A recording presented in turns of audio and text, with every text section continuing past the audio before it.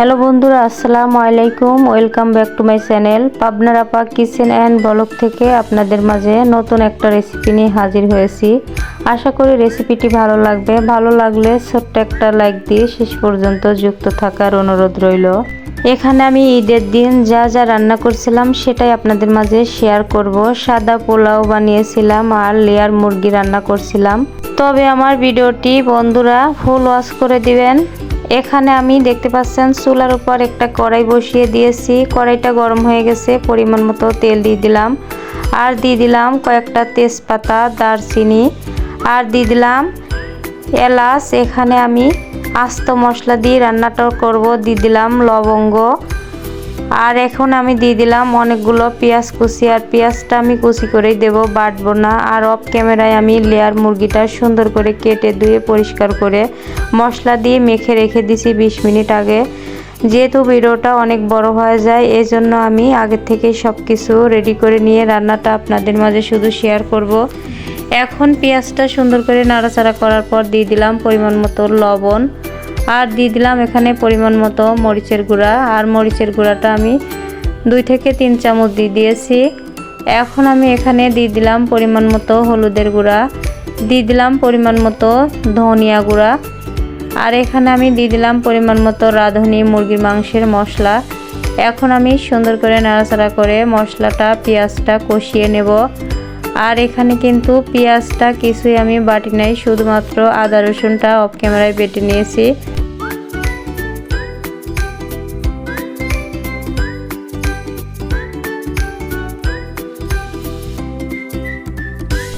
এখন আমি বেটে রাখা আদা আর রসুনটা দিয়ে দিলাম। আদা রসুনটা দেওয়ার পরে আবারও সুন্দর করে নাড়াচাড়া করে কষিয়ে নেব। আর আমার ভিডিওটা যদি বন্ধুরা একটু ভালো লেগে থাকে আপনাদের কাছে প্লিজ লাইক, কমেন্ট, শেয়ার আর একটা সাবস্ক্রাইব করে পাশে থাকার অনুরোধ রইল। আর পাশে থাকা বেল আইকনটি অন করে রাখবেন, যখনই আমি নিত্য নতুন রেসিপি আপলোড করব আপনাদের কাছে নোটিফিকেশন আগে পৌঁছাবে। এখন আমি কিছু আস্ত জিরা দিয়ে দিয়েছি আর একটু পানি দিয়ে দিলাম, যেহেতু মশলাটা নিচ থেকে লেগে যাচ্ছিল। মশলাটা কষানোর জন্য পানিটা দেওয়ার পরে আবারও সুন্দর করে নাড়াচাড়া করে মশলাটা কষিয়ে নিচ্ছি। আর এ পর্যায়ে দেখতে পাচ্ছেন মশলাটা সুন্দর মতো কষানো হয়েছে, মশলার কালারটা কিন্তু পরিবর্তন হয়ে গেছে। এখন মশলাটা কষানো হয়ে গেলে আমি দিয়ে দেব মেখে রাখা মাংসগুলো। আর এই দেখতেই পাচ্ছেন উপর দিয়ে তেল ছেড়ে দিছে, তার মানে মশলাটা সুন্দর মতো কষানো হয়ে গেছে। এই যে রেখে দেওয়া মাংসটা দিয়ে দিলাম। আর এই মাংসটার ভিতরে পা বলেন, চামড়া বলেন, সব কিছুই কিন্তু আছে। আর এগুলোতে সব কিছুই খেতে কিন্তু মজা লাগে। এই লেয়ার প্যারের মুরগি বলেন, আর এগুলো শক্ত হলেও কিন্তু খেতে কিন্তু অসাধারণ লাগে। সুন্দর করে ভালো করে গরম পানি দিয়ে কিন্তু সেদ্ধ করে মাংসটা রান্না করলে মাশাআল্লাহ অসাধারণ লাগে। এখন সুন্দর মতো মাংসটা আমি নাড়াচাড়া করে মশলার সাথে মিক্স করে নেব। আর এই ভিডিওটা কিন্তু ঈদের দিন করা, সেটাই আমি আপনাদের মাঝে শেয়ার করতেছি। অনেক দিন কিন্তু আমি ভিডিও দিতে পারি না, আজকে 1 সপ্তাহ পর আপনাদের মাঝে একটা ভিডিও শেয়ার করতেছি। প্লিজ ভাই বোনেরা ভিডিওটা ফুল কন্টিনিউ করবেন। আমি কিন্তু আপনাদের ভিডিও ফুল কন্টিনিউ করে দেই, টেনে টেনে দেখবেন না, স্পিড বাড়িয়ে দেখবেন না। এখন আমি ঢাকনা দিয়ে ঢেকে দিছিলাম, ঢাকনা খুলে আমি আবারও সুন্দর করে নাড়াচাড়া করে দিচ্ছি। দেখতে পাচ্ছেন এই পর্যায়ে সুন্দর মতো কিন্তু কষানো হয়ে আসছে। আর এই ভিডিওটা কিন্তু বানাতে অনেক কষ্ট লাগে, যারা আমরা ভিডিও বানাই তারাই কিন্তু জানি একটা ভিডিও বানাতে কত কষ্ট হয়। তবে সেই ভিডিওটা যদি আপনারা ফুল কন্টিনিউ না করে টেনে টেনে দেখেন, স্পিড বাড়িয়ে দেখেন, 2-4 মিনিট দেখে ছেড়ে দেন, তাহলে কিন্তু আমাদের সবার চ্যানেলের জন্য ক্ষতি। তাই বলতেছি ভাই বোনেরা প্লিজ আমরা যদি সবার পাশে থাকি তাহলে কিন্তু সামনের দিকে এগিয়ে যেতে পারবো। আর একা একা কিন্তু সামনের দিকে আগানো কোনোদিনও সম্ভব হবে না। এভাবে করে দেখতে পাচ্ছেন আমি নাড়াচাড়া করে আবারও ঢাকা দিয়ে ঢেকে দিয়েছিলাম। আর শেষ পর্যন্ত আমি ঢাকা দিয়ে ঢেকে ঢেকেই কিন্তু মাংসটা কষিয়ে রান্না করব। আর আমরা যাই রান্না করি না কেন কষানোর মধ্যেই কিন্তু মজা, যতটা কষাবো ততটাই কিন্তু মজা হবে। এভাবে করে দেখতে পাচ্ছেন আবারও ঢাকা দিয়ে ঢেকে দিয়েছিলাম। এই যে ঢাকা খুলে নিছি আর দেখতেই পাচ্ছেন সুন্দর একটা কালার এসেছে, মাংসটা কিন্তু ভালো মতো কষানো হয়েছে। আর এখন আমি আবারও সুন্দর করে নাড়াচাড়া করে আর কিছুক্ষণ পরেই আমি এখানে পরিমাণ মতো ঝোল দিয়ে দেবো। এই যে পরিমাণ মতো ঝোল দিয়ে দিচ্ছি। আর এই ঝোল বা পানিটা কিন্তু আমি অফ ক্যামেরায় গরম করে নিয়েছি, ফুটন্ত গরম, একদম টকবগা গরম, তাহলে কিন্তু মাংসটা ভালো মতো সেদ্ধ হবে। এই যে পানিটা দেওয়ার পরে আবারও সুন্দর করে নাড়াচাড়া করে দিচ্ছি। আর নাড়াচাড়া করে দেওয়ার পরে আমি 20 থেকে 25 মিনিটের মতো ঢাকা দিয়ে ঢেকে দিলাম। দেখতে পাচ্ছেন 20 থেকে 25 মিনিট পরে আমি আপনাদেরকে দেখাচ্ছি কতটা ঝোল শুকিয়ে গেছে আর মাংসটা কিন্তু পুরোপুরি সেদ্ধ হয়ে গেছে। আমি কিন্তু একদম চেখে দেখে নিছি বা সেদ্ধ হয়েছে কিনা সেটা পরীক্ষা করে নিয়েছি।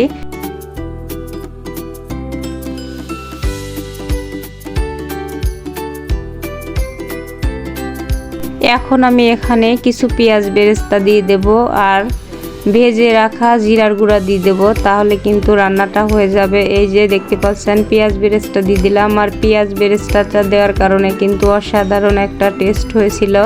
অফ ক্যামেরায় আমি পেঁয়াজ বেরেস্তাটা করে রেখে দিয়েছিলাম।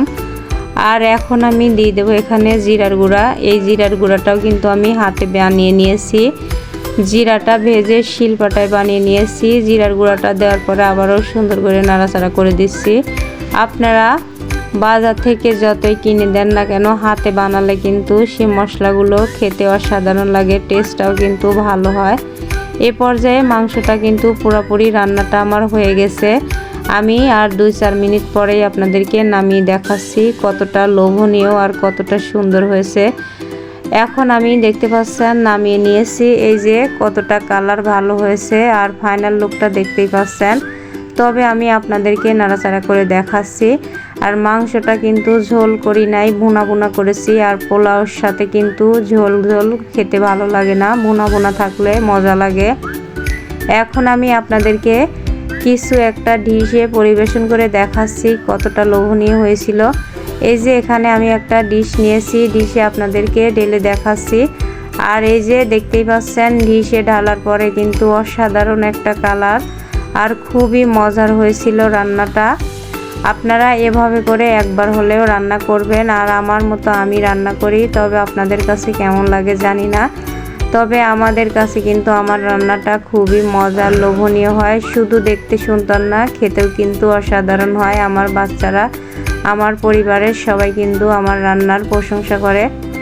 এখন আমি রান্নাটা করে নিলাম, পোলাওটা বানাবো। এই যে পোলাওর চাউল, আমি 1 প্যাকেট চাউলে 1 কেজি থাকে, পুরাটা চাউলে আমি অফ ক্যামেরায় সুন্দর করে পরিষ্কার করে 2-4-5 বার করে ধুয়ে নিয়েছি।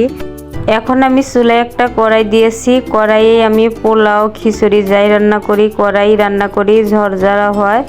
এখন আমি পরিমাণ মতো তেল দিয়েছি, দিয়ে দিলাম এলাচ, দারচিনি, পেঁয়াজ বেটে রাখা আর আদা রসুন বেটে রাখা দিয়ে দিলাম পরিমাণ মতো লবণ। এখন আমি সুন্দর করে এগুলো ভেজে নেব কিছুক্ষণ। তবে গ্যাসের চুলাটা কিন্তু একদম নরমালে দিয়ে রেখেছি, পুড়ে গেলে কিন্তু পোলাওটা খেতে ভালো লাগবে না।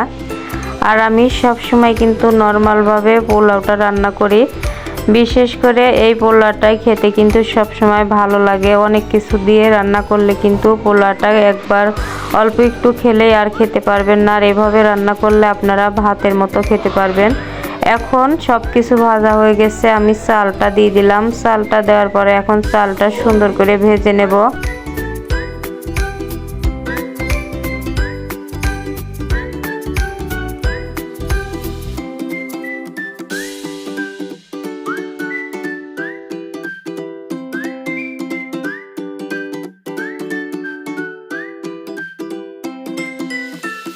এ পর্যায়ে সুন্দর করে চালটা ভাজা হয়ে গেছে, দেখতে পাচ্ছেন। এখন আমি এখানে ফুটন্ত গরম পানি দিয়ে দিচ্ছি। আর এই গরম পানিটা অফ ক্যামেরায় একদম ফুটন্ত করে আমি করে নিয়েছি। পানিটা দেওয়ার পরে আবারও সুন্দর করে নাড়াচাড়া করে আমি ঢাকা দিয়ে ঢেকে রেখে দেব। 5 থেকে 7 মিনিটের মধ্যেই কিন্তু পোলাওটা হয়ে যাবে। আর পোলাওটা রান্না করা কিন্তু একদম সহজ, অল্প সময়ে হয়ে যাবে। এই যে আমি ঢাকা দিয়ে রেখে দেওয়ার পরে 5 থেকে 7 মিনিট পর আপনাদের দেখাচ্ছি, পানিটা কিন্তু শুকিয়ে গেছে, চালটা কিন্তু ফোঁটা ধরছে। এখন আমি নাড়াচাড়া করে আবারও 2 থেকে 3 মিনিটের মতো ঢাকা দিয়ে রেখে দেব। তার মধ্যেই কিন্তু পোলাও রান্নাটা হয়ে যাবে।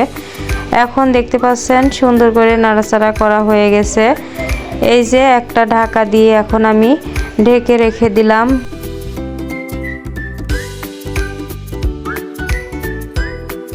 এখন দেখতে পাচ্ছেন একদম পোলাও রান্নাটা হয়ে গেছে। এখন আমি নাড়াচাড়া করে নামিয়ে নেব। নামিয়ে নিয়ে আপনাদেরকে দেখাবো।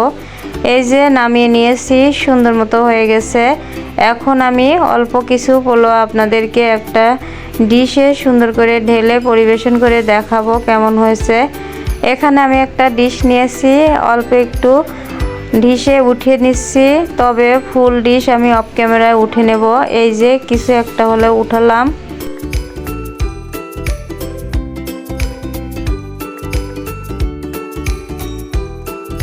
উঠানো হয়ে গেছে। এখন আমি এখানে কিছু পেঁয়াজ বেরেস্তা দিয়ে সাজিয়ে নেব। আপনারা অনেক কিছুই দিতে পারেন, তবে আমি নর্মালভাবে সাদা পোলাওটা করলাম। আর এই পেঁয়াজ বেরেস্তাটা আগে থেকে করে রেখে দিয়েছিলাম।